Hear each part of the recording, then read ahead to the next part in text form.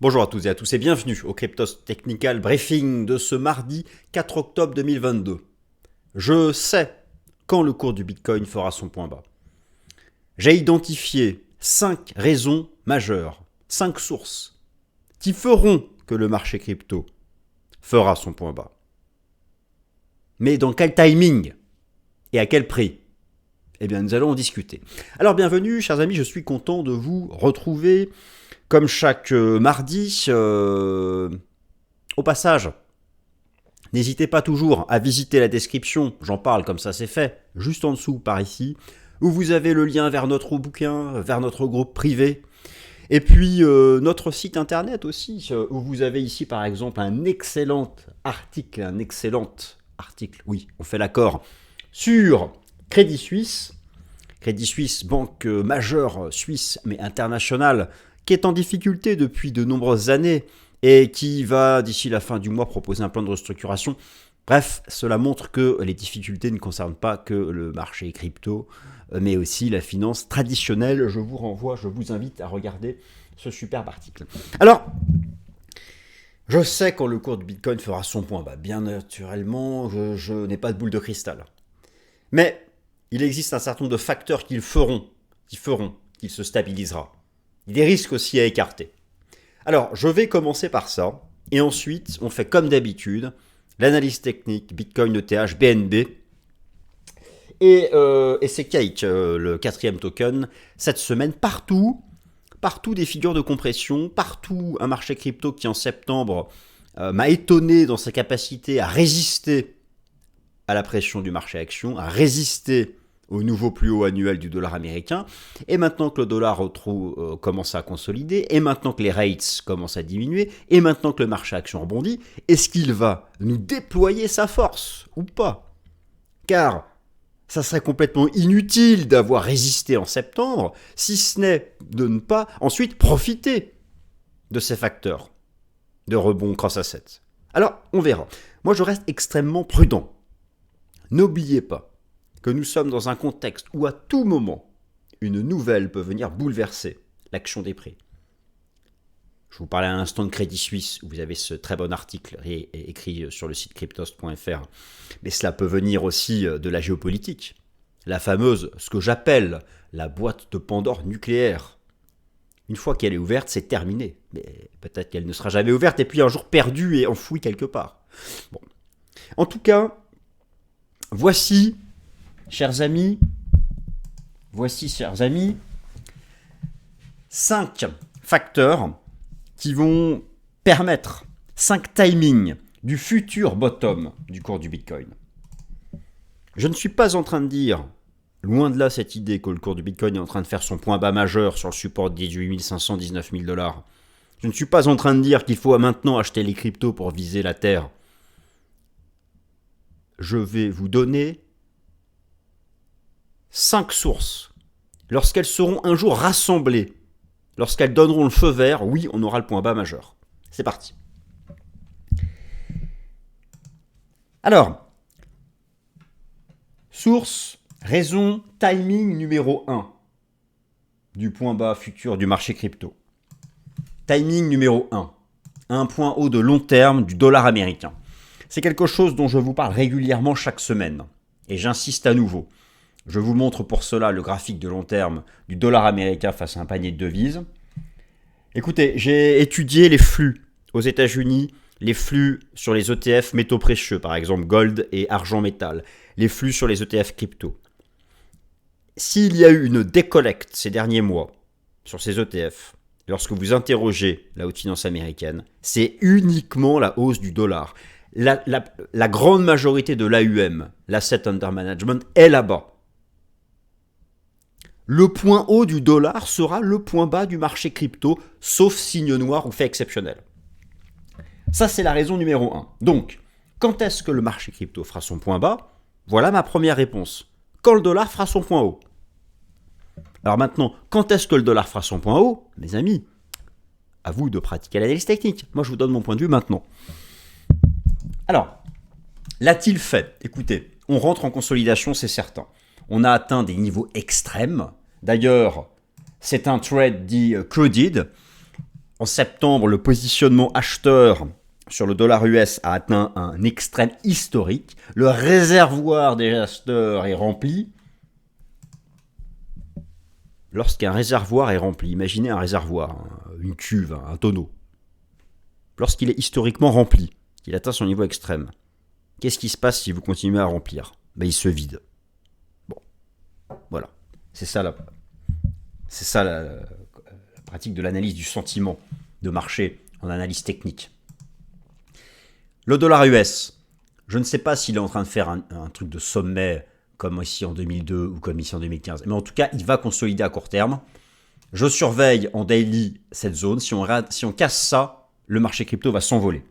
Si on tient support, il n'y aura pas de rebond du marché crypto. Et au contraire. Le risque pour le marché crypto, c'est d'aller chercher ce niveau-là sur le DXY, qui est l'indice de devise de la US face à un panier de devises. On verra. En tout cas, quand est-ce que le marché crypto fera son point bas ? Première raison, quand l'USD fera son point haut. Deuxième raison, le marché crypto fera son point bas. Deuxième raison, le marché crypto fera son point bas le jour où sera acté le pivot monétaire des banques centrales, c'est-à-dire une conviction que la hausse des taux d'intérêt est terminée, où on pourra se projeter sur une future baisse. Pour cela, j'utilise un spread de taux d'intérêt. La différence entre le taux d'intérêt à 10 ans et à 2 ans des États-Unis. Actuellement, les taux d'intérêt à court terme sont supérieurs aux taux d'intérêt à long terme. On appelle ça l'inversion de la courbe des taux. Effectivement, la logique capitaliste, ce sont que les taux à long terme sont plus élevés que les taux à court terme. Vous avez tous fait un prêt immobilier, ou en tout cas, vous connaissez le concept. Bon. Actuellement, il y a une inversion de la courbe des taux, mais elle est sur support. Je vous montre ça. Voici l'illustration de l'inversion de la courbe des taux.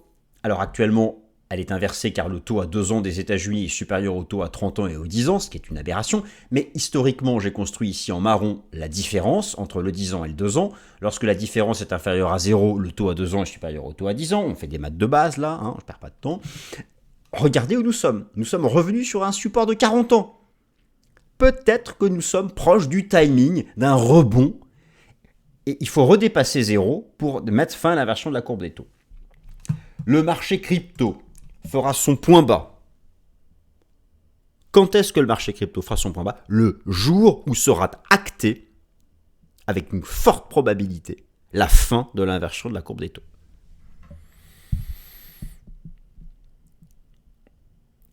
Raison numéro 3. Quand est-ce que le marché crypto fera son point bas ? Il le fera, timing numéro 3, lorsqu'il y aura un retour de l'arbitrage crypto versus action, crypto versus métaux précieux, en faveur du marché crypto. Lorsqu'il y aura une structure technique de rebond sur le ratio crypto-marché-action, crypto-métaux précieux. Pour ça, j'ai fait l'analyse technique sur les ratios Bitcoin S&P 500 et Bitcoin Gold. Il y a des choses intéressantes actuellement qui semblent suggérer qu'on n'est pas loin du point bas, mais qui laissent la place à aller plus bas. Mais on n'est pas loin. Nous sommes déjà entrés dans la zone d'accumulation de long terme. Sauf signe noir nucléaire, j'y viens. Voici le ratio Bitcoin S&P 500. Dommage, la semaine dernière, on n'est pas passé loin d'une clôture hebdo au-dessus de la Tenkan, c'est raté. Peut-être cette semaine ou pas, le risque c'est d'avoir ça, un échec, on verra. En tout cas, nouvelle tentative cette semaine de valider un signal haussier sur le ratio Bitcoin S&P 500. Tous les signaux haussiers long terme sur le ratio Bitcoin S&P 500 ont été un signal de point bas du marché crypto. Mais ce n'est pas encore fait. Tout comme à l'inverse, tous les signaux baissiers sur le ratio Bitcoin S&P 500 ont été un signal de point haut du marché du cours de Bitcoin. Bitcoin Gold, c'est pareil. Regardez historiquement depuis 10 ans, à chaque fois que le RSI est ressorti par le haut de la zone de survente, c'était le point bas du ratio. Ça correspondait décembre 2011, janvier 2015, décembre 2018, juin 2022, à un point bas du marché crypto. Là, nous avons actuellement peut-être le début du retour de cet arbitrage favorable aux cryptos en défaveur des actions et des métaux précieux. D'un point de vue relatif, encore une fois. Relatif, j'insiste. Vous connaissez maintenant le fonctionnement des ratios. J'en parle chaque semaine. Donc ça, c'est la troisième raison. Quatrième raison. Quand est-ce que le marché crypto fera son point bas ? Il le fera lorsqu'il y aura un retour, tant dans l'action des prix qu'en volume, des flux institutionnels sur le marché crypto. Pour ça, Il y a plusieurs façons de regarder le volume. Je me suis tourné du côté de la bourse de Chicago, le Chicago Mercantile Exchange, le CME, avec son Cote Report, Commitment of Traders Report, publié chaque vendredi, qui prend les chiffres de mardi, qui vous donne l'open interest sur les contrats futurs et les contrats d'options à la bourse de Chicago, contrats futurs, contrats d'options Bitcoin, et bien sûr l'analyse technique sur les gros fonds institutionnels crypto, comme le BITO ou le Grayscale. Donc on regarde ça ensemble.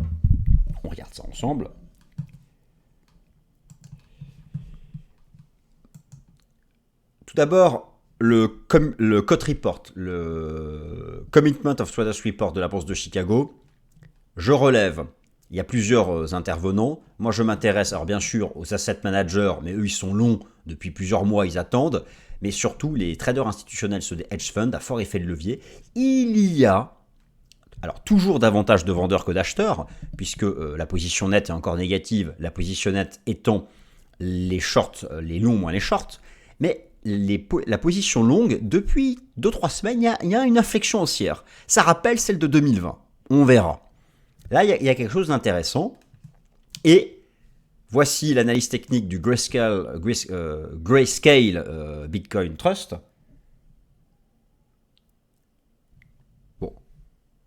Il faut une pattern, potentiellement un biseau descendant, une divergence haussière. On n'en est pas sorti. Nous n'en sommes pas sortis. Le jour où il y a des signaux techniques haussiers sur les fonds institutionnels crypto, c'est le point bas du cours du Bitcoin. Le jour où vous avez un signal chartiste de renversement sur les graphiques de long terme des fonds institutionnels crypto, comme le BITO, celui de ProShares, c'est son code mnémonique, ou Grayscale, c'est le bull run. Mais c'est pas encore le cas. C'est pas encore le cas. Si vous voulez répondre à la question ou défendre une affirmation, je sais quand le cours du Bitcoin aura lieu.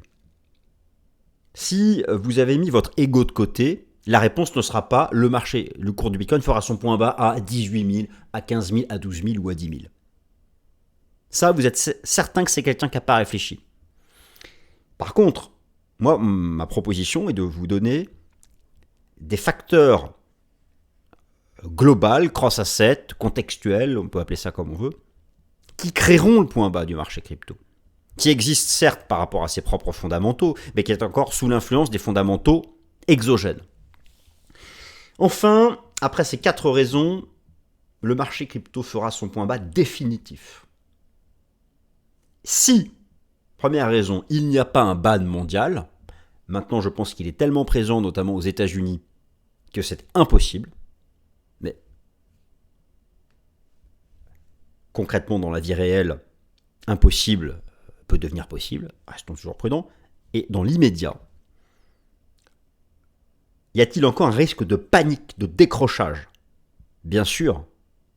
C'est ce que j'appelle la boîte de Pandore nucléaire. Si vous ne savez pas ce qu'est la boîte de Pandore, mais je ne ferai pas cette offense, tout le monde le sait. Lorsqu'elle est ouverte, on ne la referme jamais. Même si elle est entrouverte avec des armes nucléaires tactiques. Ce sera fini. Il faut définitivement enterrer ce risque. Et ça, restons extrêmement prudents dans son exposition. Peu importe ce que dit l'analyse technique à court terme, restons toujours prudents. Le contexte actuel me semble compliqué. Voilà, chers amis, alors c'était ce que je voulais vous montrer pour commencer la vidéo. Maintenant, on regarde les graphiques, comme d'habitude, sur ces différents marchés. Alors, dans l'immédiat, le cours du Bitcoin, le cours du S&P 500, l'indice de référence de la finance mondiale, est en train de tenir son plus bas de juin dernier, c'est bien. Peut-être un avalement aussi en daily, il est même là, c'est intéressant. On note aussi le repli des taux d'intérêt, un VIX sous résistance, tout ça c'est bien. Le dollar américain, donc à court terme, se replie, c'est une bonne chose. Alors, le cours du Bitcoin en données journalières, RAS depuis la semaine dernière, toujours en train de s'accrocher au 1,61,8 d'extension, le nombre d'or, l'amplitude de la A au top de la B, pour éventuellement proposer un double top ou pas, un double bottom ou pas. Alors, double bottom, pour ça, il faut dépasser une ligne de coup. Attention, on est habitué au piège technique. Mais Voilà, c'est un peu le... Après avoir résisté en septembre, si en octobre, il n'est pas capable de profiter du rebond là, des actions, c'est franchement que bon, bah, c'est le dindon de la farce. On verra s'il l'est. Mais techniquement parlant, rien n'a changé. Il y a toujours l'alternative. Dans une alternative, il y a deux choix. Soit on fait un double bottom, soit on casse le niveau et on va à 14 000. Bon, on verra. Alors ça c'est toujours intéressant, il y a d'un point de vue quantitatif, le pourcentage drawdown du Bitcoin par rapport à son record historique, moi je fais l'analyse technique sur la courbe, de plus en plus d'éléments me disent qu'on fait le point bas à moins 73%, et notamment en observant le comportement du RSI appliqué à cette courbe. Ça c'est plutôt engageant pour la suite. Dans l'immédiat, court terme, il y a un rebond de l'open interest, de l'engagement sur différents exchanges, je ne prends pas que le CME. Bon, on verra bien. C'est tout, c'est naissant, c'est le début. Il ne faut absolument pas s'emballer. Moi, j'invite toujours à la plus grande prudence. Donc, d'un point de vue technique, même sur ETH, rien n'a changé. On est stabilisé sur 1240 $, qui était le niveau d'accélération ici de juillet dernier. Ça peut casser, aller à 1000. On peut valider le niveau, remonter à 1529, l'axe ATH, et pousser jusqu'à 2000, cette résistance chartiste de moyen terme, on verra. Mais voilà, c'est-à-dire que si vous voulez, lorsque je vois le S&P 500 rebondir comme ça, ou le dollar américain reculer, c'est au marché crypto de saisir sa chance. S'il ne saisit pas ces éléments cross-asset pour rebondir, eh bien, il ira plus bas. Il ira plus bas.